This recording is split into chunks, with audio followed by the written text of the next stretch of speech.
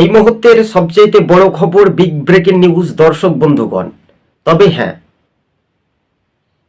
প্রকাশ্যে নানুরে, বীরভূম জেলার নানুর বিধানসভা, আর সেখানেই প্রকাশ্যেই তৃণমূলের দুই গোষ্ঠীর দ্বন্দ্বই বলা যেতে পারে।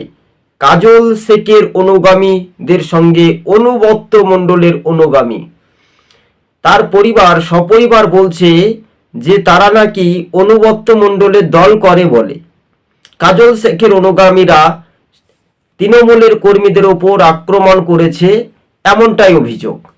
তবে আদি তৃণমূল, নতুন তৃণমূল, পুরাতন তৃণমূল, মানে তৃণমূলের কি তিনটি অংশ ভাগ? সাংবাদিকরা যখন প্রশ্ন করছে, আমরা সেই ফুটেজটা দেখাতে পারছি না, কেননা সেখানে কিছু মানুষকে দেখানো ঠিক নয়।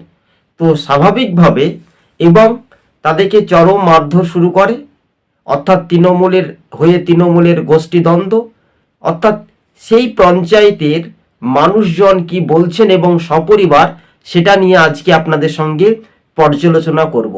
2026-এর আগেই নানুর, আমরা দেখেছিলাম নানুর কিন্তু এবার তৃণমূলের হাতছাড়া হওয়ার একটা চান্স থাকতেই পারে কোনো না কোনো পক্ষে।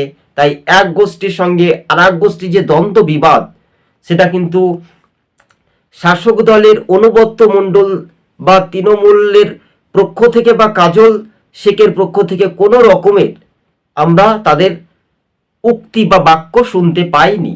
তেমনি স্বাভাবিকভাবে মানুষের রায় বা জনগণের গর্জনে তৃণমূলের কর্মী সমর্থক তৃণমূলের বিরুদ্ধে, তৃণমূলের নেতাদের বিরুদ্ধে বিস্ফোরক অভিযোগ করেছেন। টিভি সকাল ইউটিউব চ্যানেলটি ভালো লাগলে সাবস্ক্রাইব করে সঙ্গে থাকবেন দর্শক বন্ধুগণ। আজকে ছিল আমাদের এই পর্যন্ত। আপনারা বিষয়টি দেখে আসতে পারেন যে নানুর ঘটনাটি হচ্ছেটা কি। বীরভূমের মাটিতে অনুব্রত মণ্ডল বেশ কয়েক বছর তিনি টানা জেলে ছিলেন সিবিআই হেফাজতে।